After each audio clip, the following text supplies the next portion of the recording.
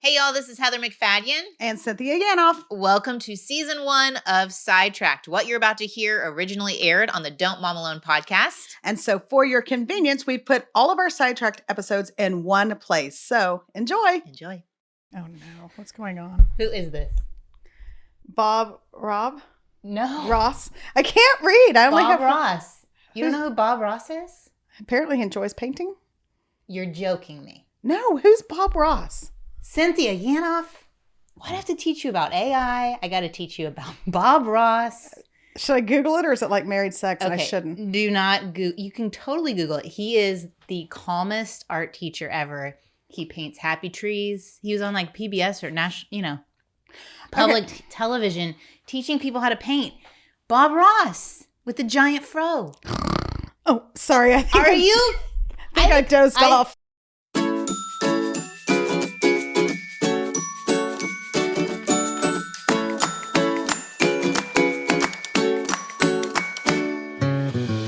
Hey y'all, surprise, happy Friday. Just so you know, you are listening to the Don't Mom Alone podcast, and I am your host, Heather McFadden, and I'm still here to connect you with people and resources so you know that you don't mom alone. And if you joined us during our Summer of Mentorship series, then you are familiar with my friend, Cynthia Yanof. She's the host of the Mesmerize podcast, and we had such a good time recording over the summer that we've decided to make this a monthly thing.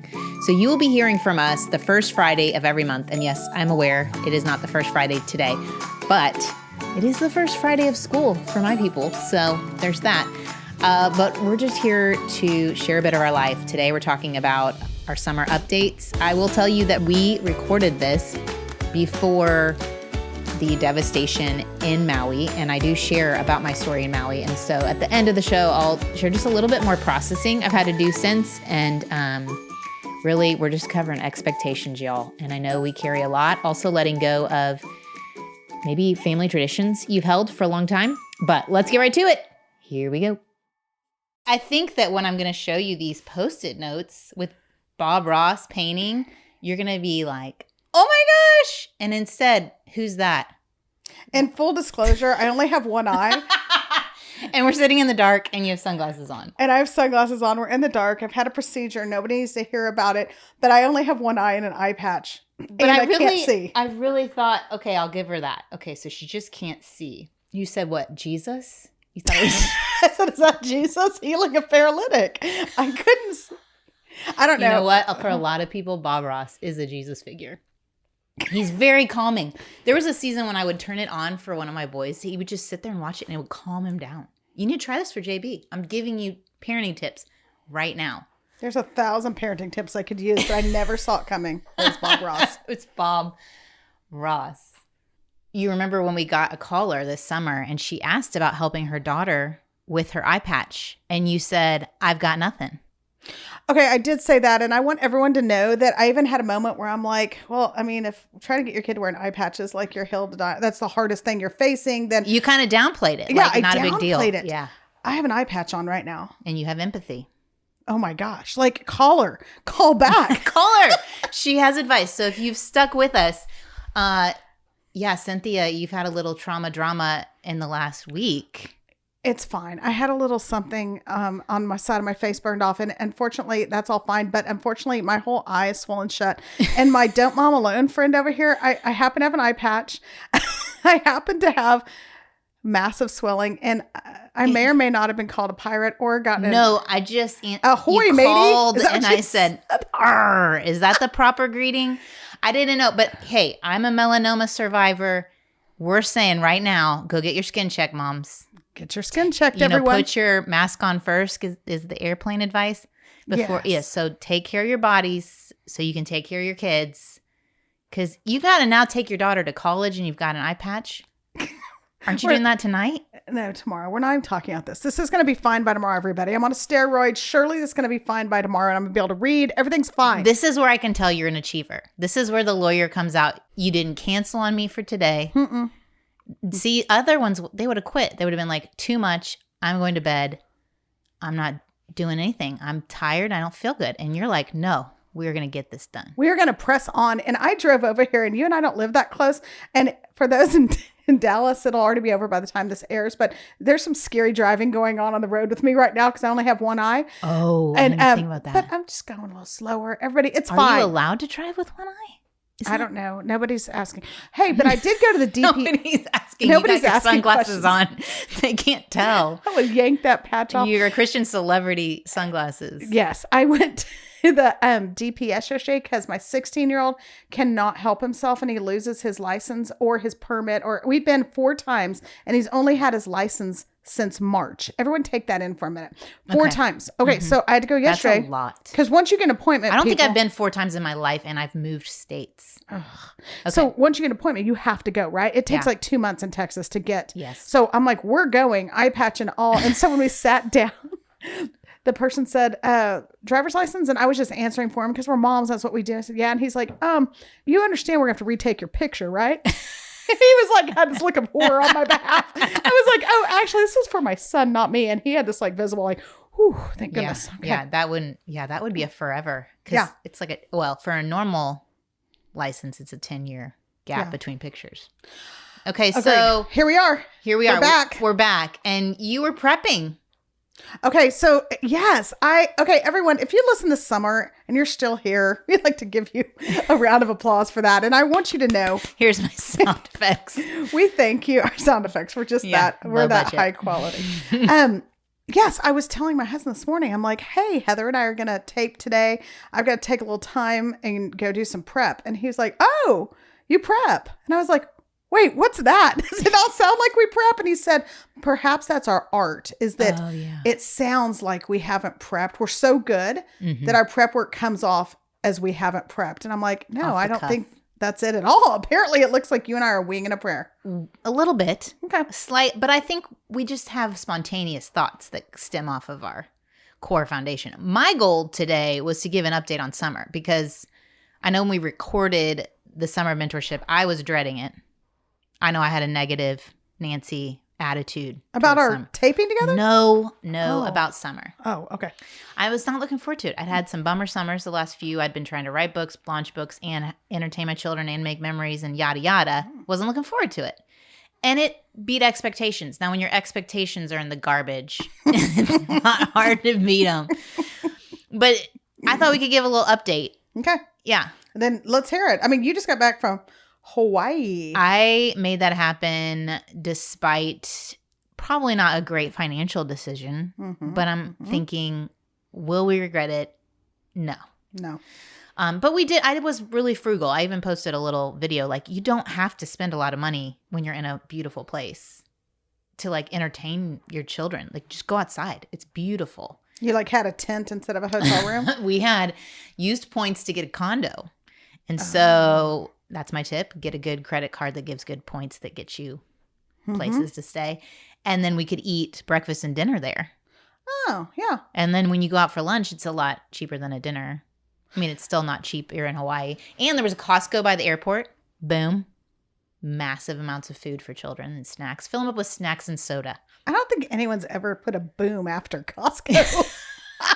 Moms of 4 boys that's love a boom? The Costco. That's boom worthy. It's constant feeding. I'm envisioning you out there. Like, I know kids, we're out here enjoying the ocean. If you happen to kill a fish, we'll fry that up tonight. Fry it up.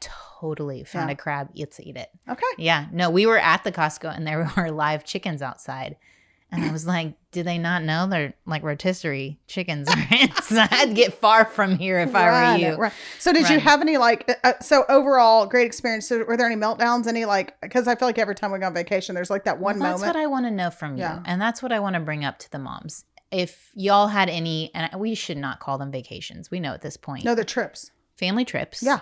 You are going as a family, but it is doing the same thing you do at home, just in a different location. And sometimes a little harder if you have real little kids. Like you're having to bring places for them to sleep, strollers, car seats. I was watching the other families. It's especially if there's sand and you have to have a wagon with all the paraphernalia and a baby. No, thank you. No, thank you. So the other thing I noticed though too is, I don't know about you, growing up, my dad was the planner of the trips. Okay. For you, who was it? Who planned out the details of like where you're going to go and the accommodations and all that kind Apparently of stuff? nobody, because I'm telling you, we stayed in some rough spots. I mean, Tom and Dorothy were great people, but we did take some vacations, but not like regularly. No. But I do feel like it was like not super planned, which is kind of how my family travels. So maybe I come by it honestly, But your husband, does he have an expectation of who's in charge of planning out the days, planning out what you do? No, nobody has any expectations. That's why we end up and we're like, on our way to Colorado and, in some small town at 2 a.m. and there's no hotels and someone's like, oh, you didn't make a reservation. I'm like, looking at the kids, did anybody? So no. So that's how y'all roll. That's how we roll. Yeah. So you went to Colorado this summer. Yeah. And it was just, it was just, I mean, we rented a house and that was it. Then you knew about the house. Mm-hmm. You rented, can we say? Like where you rented the house, or is that secret information? Oh, I don't think anybody cares, but yeah. Like who stayed there right before you? Oh, well, okay. Yeah. So we rented from a girl out of Dallas. Shout out to Chestnut Hill Cabins. I'm trying to remember. Sponsored by 20% off Cynthia's next stay. And so I guess they have several houses. I don't know who stayed in what, but Melanie Schenkel was staying with them the week before. And you and I love Melanie Schenkel and all of her writing. And yeah, she's so great. So that was super fun. And my daughter was like, you should try to write while you're here. I mean, this is the presence of greatness, because Melanie writes such incredible books. And I didn't write, but I did fall off a platform. Wait, what? I know, flat on my face. I know, you guys, I can't. I haven't heard this story at all, so well, we won't go into it. We won't go into details other than to say it's. I think there's been pictures posted on my social by my daughter, but basically, I tripped over the lip of something and fell flat on my face. I don't think I've fallen. When's the last time you fell down? Oh, probably a lot. Okay. I fall a lot. Okay, I'm not a faller. And I literally fell flat on my face. Same side right now that's patched, by the way. No, it wasn't patched at the time. That you can't blame that. No, it wasn't. No. Black eye. I mean, wait, maybe that's why it responded that way. Is it the same eye? Yes. Oh, it was already injured. My eye's like, no, thank you. Your eyes are like, why do you hate me? Bleeding legs. Oh, the whole thing. Yes. And my sweet parents saw it, and my parents they thought I was dead. I'm laying on the ground. It was a whole thing. But anyway, yes, we just got back from Colorado. We had a blast other than a few little incidents. Did you have to go to an emergency room? No, But a few years before that, it's Breckenridge. Like everything goes south in Breckenridge. You can look at my social. I'm not going to go into all this, you guys, I promise. But my husband had a massive bike accident in Breckenridge a couple of years ago, the last time we were there. And I somehow got the entire bike wreck on video in slow motion. And it was on my social, and everyone's like, oh my gosh. I mean, he was going off a jump, which, why are we going off jumps? How old are we? Oh, we're at 48-ish, and flipping in the air and flying anyway. So bad things happen in Breckenridge, but we're back and we're fine. I mean, it's literally called Breck, which is close to break. So maybe avoid that next time. Okay, back to Hawaii. So did you freak out? So here's the story. I was thrilled to get everybody together. We have not done a just our family trip in a long time. And we go to family camp every summer. This was the first summer we had not. So I really wanted to make the most of it. And I think what happens, my personality, I set really high expectations. Mm-hmm. Are you a high expectations person or not? Yeah, especially if money's involved. I've spent a lot of money on it. Okay. Well, mine is just, I want to make really good memories. I want everyone to connect. Mm-hmm. I want everyone to be like having the best time. So I was feeling the overwhelm of, I need to make sure I plan out good days. I don't, no one's starving at any point. Like I've already mentioned the food, but also just like Costco, boom. Boom. But also researching what are some economical things we can do that the boys would still like. Well, they were getting tired, okay? By the end of the trip, 2 of them had been out of the country the other direction. So one is dealing with a 12-hour jet lag, 7 hours from Europe, 5 hours to Hawaii. So I get it. They're exhausted, right? And we're doing a lot. And you're out in the sun and you're snorkeling. It's fun. It's all good things, but they're kind of tired. They kind of didn't want to go to the beach that day. And they're hungry because all they've had is a granola bar from Costco. And a hotel snacks. waffle. So yeah. No hotel waffles. This is just like, we're on our own. Okay. So I looked up, there's a really cool ocean center. And I remember going when I was little to Maui and learning about whales and thinking this was such a cool part of my Hawaiian experience because whales are a big thing there in the winter, but not in the summer. Okay. So I thought, we could go. They could learn about whales, just be like chill, just kind of looking at fish. And I'll just say it did not meet expectations. And my boys did not enjoy the experience. I was like, it's not terrible, but definitely for the cost that they charged. We've been to way better aquariums. I mean, we have a really nice one here in Dallas. Even our Fair Park one has an interactive stingray thing. Okay. So that's how the day started. Then we went back to a restaurant we'd already gone to for lunch that the boys liked. And they were like, can we just go see a movie? Oh, yes. Interesting. It's afternoon. It's beautiful, but we're going to go to a movie. Barbie. They chose Barbie. 4 boys. And a husband. And they, okay. Margot Robbie is real cute. She's real cute. Well, she is. She's the darling. pull. She's Barbie. She's the pull. So we go. I think it's great. She's the what? The pull for them to go. Oh. The pull. Yeah. I said the pole. And I'm like, what are we talking about? Pull. Like why they would want to do that. Okay. Yeah. So then. Boom. I thought it was a great movie. I'm like, if you've seen it, can we talk about it? I've seen it. You have no thoughts? Thoughts. Okay. So the boys. No, I have thoughts. Yeah. The boys left and they did not appreciate how men were represented in the movie, which I totally get. Agreed. Yeah. Yeah. And I said, I agree with you. There was not one, there might have been a kind guy or someone in a high position, but there wasn't anyone who was smart. Yeah. Smart, strong. Yeah. Whatever. Yeah. And so I said, actually, and I quoted Nancy Percy, who's a researcher. She's like in her 70s and she's done research recently on kind of the role of evangelical men who actually are involved in church and who actually have faith in families and how it actually is a help to our communities and it's a good thing. Kind of to go back to these men of faith who are strong men for other reasons than this toxic masculinity view. Yeah. Yada, yada. I said, and in their mind, in my boys' mind, they've seen my husband, strong, faith, grace, truth. They've seen their grandfathers. That's what they see. And then they didn't see it in the Barbie movie. So they were obviously disappointed. Yeah. Yeah. And I'm like, well, you have to understand for a girl, this really represented a lot of their feelings. And I loved Barbies. I still have 20 Barbies upstairs. So I loved it. But you combine. I'm sorry. Can we put in that noise right there? I'm rewinding. You have Barbies upstairs? Totally. A big bin of Barbies. Okay. I haven't pulled them out because I have all boys. But I'm thinking I'm going to pull them out and do a little video, I hope I'm here for that. Okay, keep going. So yada yada. I'm already upset about the morning, feeling like a failure, and that I not only spent money we didn't need to spend. It wasn't a big hit. I'm feeling a little discouraged about the Barbie movie because I didn't see it with a bunch of girlfriends who also had fun. It was like, yeah. The night ended with like dinner back at the condo, and everybody just kind of going to their corners on their screens, and I was like, we only have one more day left. And there were a lot of things I was hoping to do before we left. And so I just start crying in the kitchen, crying, saying all the things. Bruce is standing there. My youngest empathizes with me. He starts crying. He starts, feeling all the feelings. I'm over here laughing already about it. And he's so sweet. Okay. So sweet. He's crying. Okay. So sweet. Comforting me. I'm so sorry, Mom. Handing you like the Costco pub mix. Totally. Okay. And then Bruce goes to bed and no words are spoken. Uh-oh. And I was like, okay, well, that wasn't the expectation I had. So the next morning when I, get up, because you get up real early when you're over in Hawaii because your body is used to a different time. And he said, hey, you want to go on a walk, which is usually our Saturday morning routine. Right. Mm-hmm. I'm like, fine. Go on a walk. Fine. I'm not real warm. Okay. Yeah. You're done. But we hadn't gone on a walk on that vacation. So we go on the walk. Nothing said. I'm not talking. Oh. He's not talking. We're just walking. We've had those. Yeah. Finally he goes, so you had a lot of feelings last night.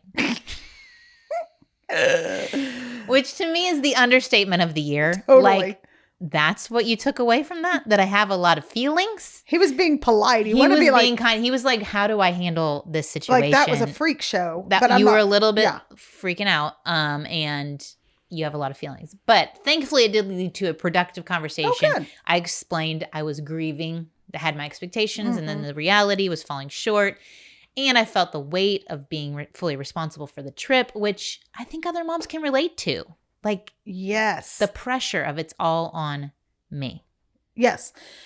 Yes. 100% yes. And here's the thing. Here's how you know that you're not alone in this. Because if you've spent any time in Disney, right, nobody acts more like a maniac. Like they need to be doing time somewhere like a federal prison than parents at Disney, myself included, any given time. You get on that shuttle after the fireworks and the kids are melting down and you can't get that stroller folded up right. And you hear parents say things that you're like, yeah, how did the state let you have children? How did God allow this? And it's again, like you said, it's the cost. It's the Yes, it's the financial investment when weighed against the fun factor.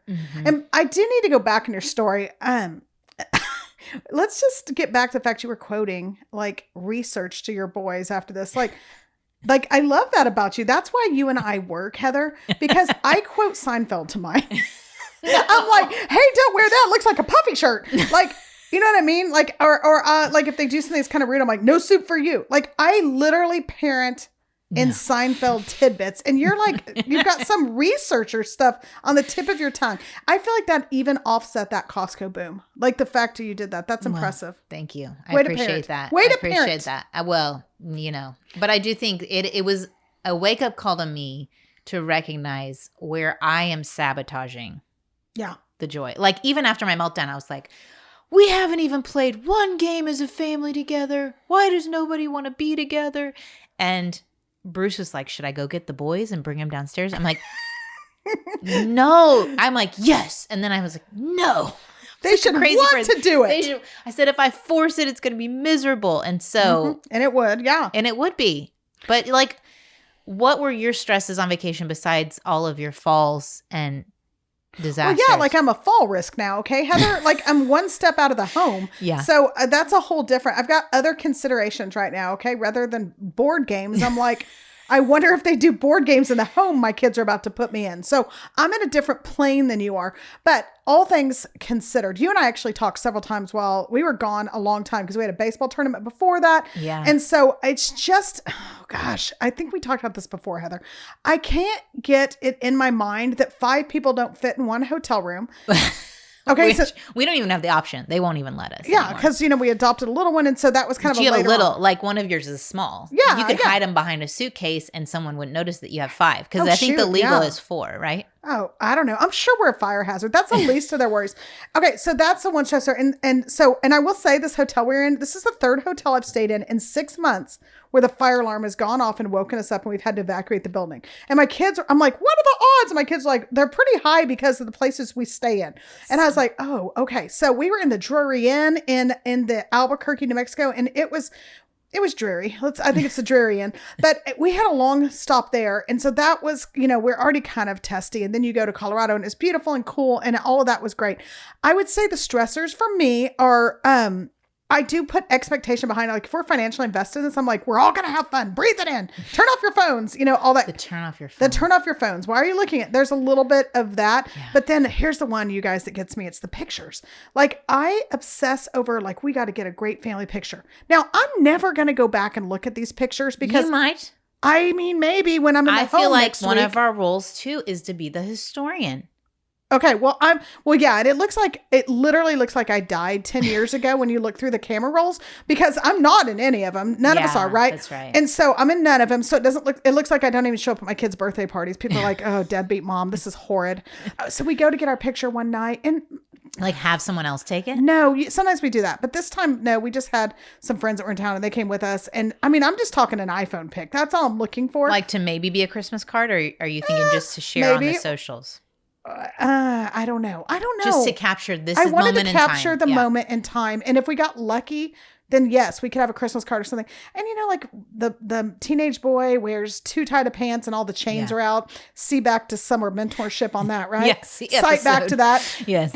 And then the little one, he's in that weird smile phase. The weird smile phase, moms. You know that one. And you're like, what's that? My brother was in that phase when my sister got married because we have the age difference too. Mm-hmm. He was, I think, 3 when she got married. And so he was making that face. And it's horrible.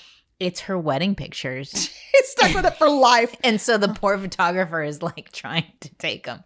Yes, that is a face. So anyway, those are a few of the things. Just trying to get the pictures done. And then, then I'm like, literally like, everyone smile. I don't ask for much. The least you could do is just take a stinking, and then you like, kick, and everyone's like, miserable. Miserable.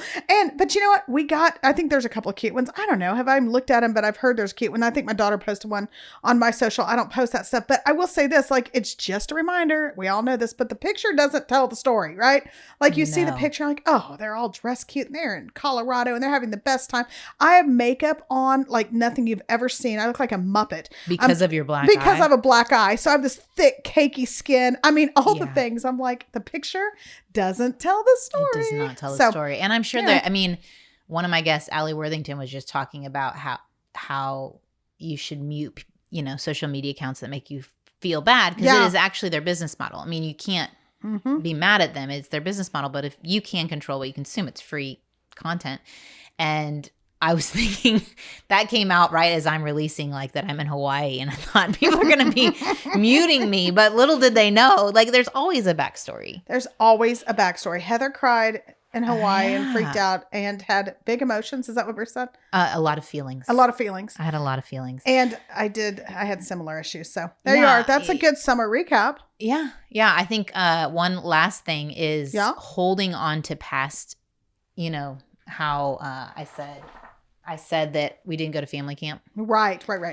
And is that the Colorado thing? No, it's in Pine Cove. And gotcha, we've done it for, since my youngest was a wee baby. But now it was like my olders, they wouldn't have any guys their age that were going anymore. There were lots of girls their age going of the people we know. You've aged out kind of. For our family, and they all were ready to be done. I was not ready. Sponsored by Pine Cove. I was not ready to be done. I cried the last day last summer. Yeah. I was not ready to let it go. And Bruce was ready. The big boys were ready. Well, fast forward to this summer, very last minute, my oldest son got invited to go to Poland to serve Ukrainian refugees. And it fell right when we would have been at Pine Cove. Okay, yeah. And all of our friends were so kind and helped sponsor the trip, and it was totally paid for by them, which is, you can't make that stuff up. That's amazing. And then my other son went with his grandparents last minute to Bulgaria, which you can't make that stuff up. So they would have had to say no to those things. And go to Tyler. To do something they'd always done with. Anyway, it just reminded me. I wrote a book about it called Right Where You Belong. Occupy your space. Recognize where you are and just embrace the new season. It's not going to not to keep reliving old memories. Yeah. Like your daughter, college age. It's new now. You have a different relationship with her moving forward. Yeah. Totally. I think that's good. And I think it is so easy to go. I think that's what kind of gets me in pictures too, to bring it back to pictures. Like when I go back and look at them, some people celebrate them and they're like, oh, these baby pictures. Me, I almost get a little sad because my tendency is to be like, oh, were those the good days? Or we're never going back to that. But then the further along I get, like, these are the good days too. And the next season are going to be the good days. And so, but I get what you're saying about the camp. I get that. I mean, kind of, I would rather go to Hawaii than the camp, but I'm trying to walk this road with you, Heather. Well, it's more just, it's a growing up of your family in the whole of it, and being okay with that, and realizing that doesn't mean just because you're ending something doesn't mean you aren't also starting something exciting or being opened up to new experiences. Speaking of starting something exciting, new. Before we get to that, can I say one thing? Can I give an update on my tap back trauma? I'm going to go back real quick, if we might. Everyone who's here, can we go back and talk about the summer of mentorship? Episode 1. I don't know that anybody felt mentored when we were done, but apparently we had lots of fun. Yeah. And I mean, we had unbelievable response. And I mean, like at least 2 or 3 texts from people saying how great it was.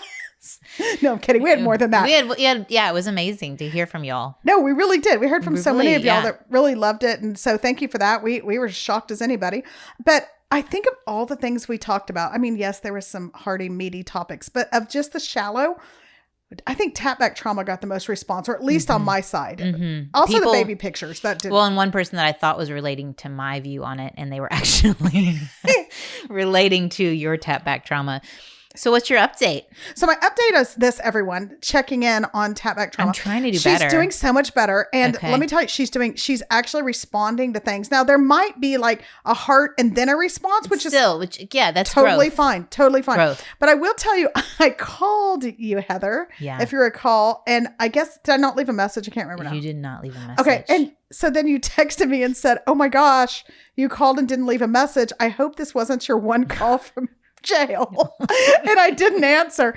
And I started laughing, but I was like, no way am I spending my one text or my one call on Heather. No, I got to go to someone that's not going to be like, oh, you're in jail, heart. No, I mean, I'm not good at answering the phone because I don't have my ringer on. I don't keep mine on either. So anyway, I just wanted to report Don't call me if you're in prison. Listen, if you're... No one. Does anybody listening get the irony of Don't Mom Alone? Who's like, don't call me. My ringer won't be on. I might just... I feel like I've had to call out some of this farce. Yeah, it's good. It's healthy. I do feel like I've grown. I've you've done great. She's done great. I'm growing in that. But I also think we have learned and are wanted to announce, as you were 30 minutes into the episode, that we were going to do a 15-minute episode. Oh, yeah. We're going to do more of these. We are. First Friday of the month. Mark your calendars. These will release. On Don't Mom Alone. On Don't Mom Alone. Yeah, right here. So you don't have to go anywhere. You don't have to go anywhere. And TBD, that's the letter I was looking for, on what we call ourselves still. We asked y'all for names, and we have brainstormed so many names. We should go through some of them. We had some y'all had some pretty funny responses. I can't remember them now. And then we had some really bad ideas. And I think the worst of the ideas when Heather's like, let's call it, that's what she said. Like, you can't call it that. What's going on? No. One of them I liked was, wait, what? Wait, what? Yeah. Like, what just happened? What did you just say? Or how in Moms in Conversations we get distracted, and so I wanted to call it, what were we talking about? Yeah. What'd you ask me anyway? Have you ever been on an interview literally where you do that? I have, where I'm like 45 seconds into an answer. Wait, what was your question? What was your question? Oh, That's what we're going to call it. What was your question? See, you guys, this is why you listen to us, because like you're literally getting live brainstorming. Brainstorm. Yes, I'm so excited. And I just want to say, in all seriousness, Heather has been... Yeah. You've been, I don't know why I'm talking as if you're not in the room. It must be my eye patch. I'll just go. Yeah, I can't really go get you a snack or can't something? really see you if I look out of one eye.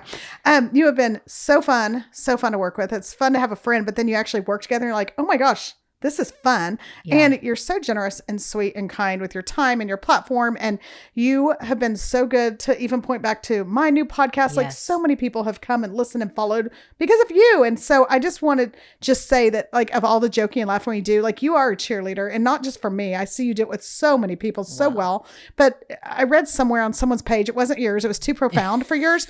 But somewhere I heard someone saying something to the effect of, like, it's one thing to cheerlead a person that's always going to, like, you know, be in a status under you. But when you can cheerlead a person that could take your job, that's cheerleading someone. And I just want you to know that I'm probably, a breath away from taking your job. And no, I'm kidding. No, but really, the way you have cheerleaded and allowed me to be a part of this with you, and it's been fun. And now you're going to continue on. Like, anyway. Yeah. Thanks. Hey, all you have to do is get my son in college with your college essay tutoring. This is only what all I require of you. And if you do that, I'm pretty good at college essays, everyone. Just FYI. Okay? I don't know if you want to put that out there. It's not going to be the California scandal, like, where I'm going to get your kid on the rowing team and they don't row. But I can read a good college essay and be like, let's work on that. All right. I'm putting that in the show notes link.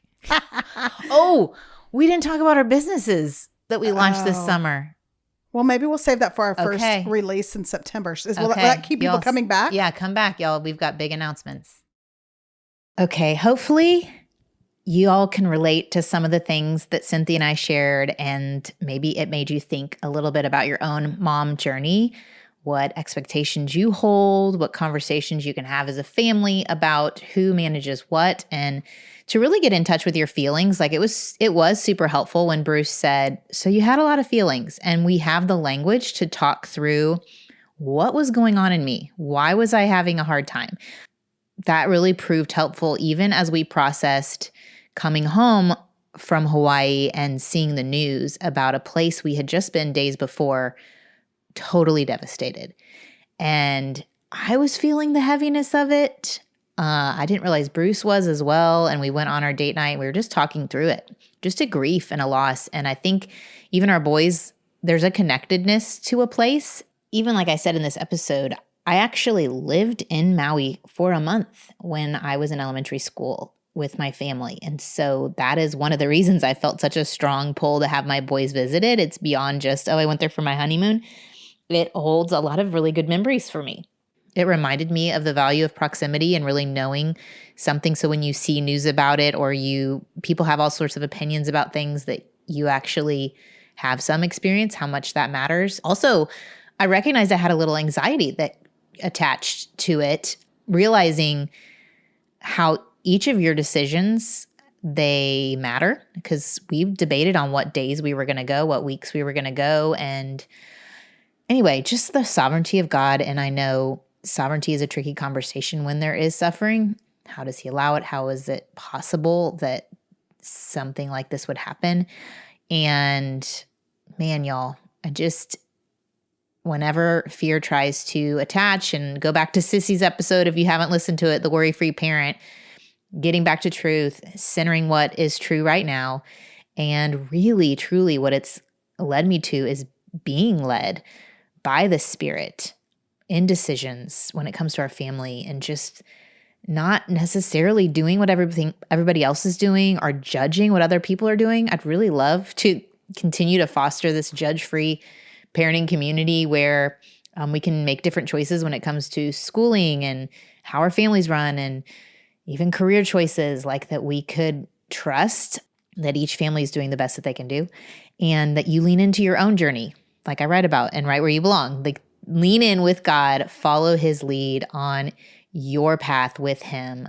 I heard a sermon last Sunday from one of my favorite Bible teachers, Abe Kuravila. He used to be a professor at Dallas Theological Seminary. Now he's moved. He was teaching on Psalm 19, and it was interesting. Like, I'd never heard someone teach on this, but half of the first part of the psalm is about celestial things, the sun, and how the heavens speak, how they pour forth, they proclaim, they utter, but they have no voice.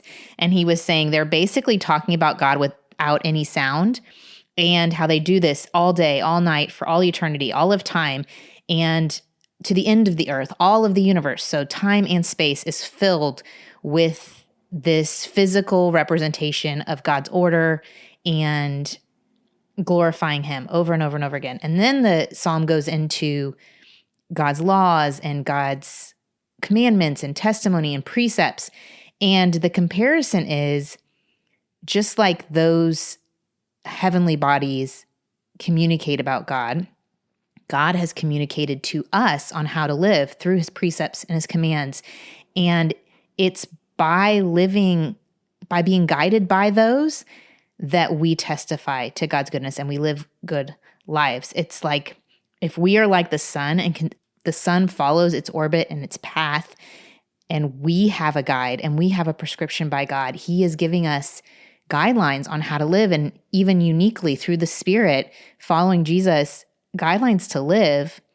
And it is through following that path that we find true happiness, and even in the midst of hard, because we know we are walking with God. I don't know if this is making sense, but I loved the analogy of the sun following its orbit and me following the word of God and the orbit that I'm on with God. Anyway, I found comfort in it, and I hope that is comforting to you. I'm going to say a quick prayer for us. Lord, I thank you for our summers. I thank you for the seasons. I thank you for the change in pace. I also thank you for ways we were surprised that maybe our reality didn't meet expectations. Maybe it fell short. Maybe things were better than we expected. But Lord, I thank you that we can take those expectations and we can communicate them honestly to you, that you can handle all of that.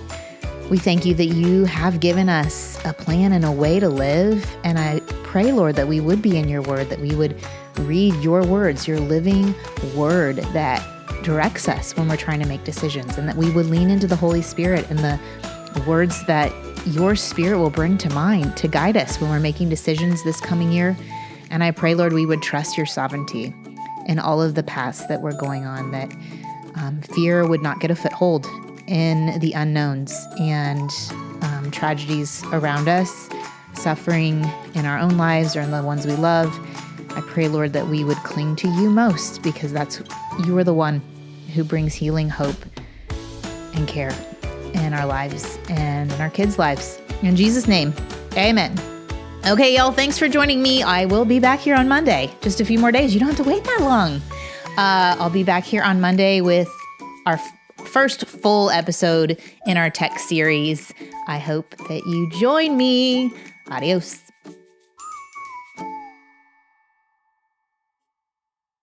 Greetings and God bless. This is Tyler Burns. And this is Dr. Jamar Tisby. And we want to invite you to check out our podcast, Pass the Mic, Dynamic Voices for a Diverse Church. Pass the Mic has been speaking directly to the core concerns of Black Christians for over a decade. On our show, we've got interviews from theologians, historians, actors, activists, and so much more. Not to mention heartfelt, open dialogue on some of the heaviest issues facing the church in the United States. Be sure to subscribe to the show on iTunes, Spotify, YouTube, or wherever you get your podcasts. We'll see you there on the next Pass the Mic.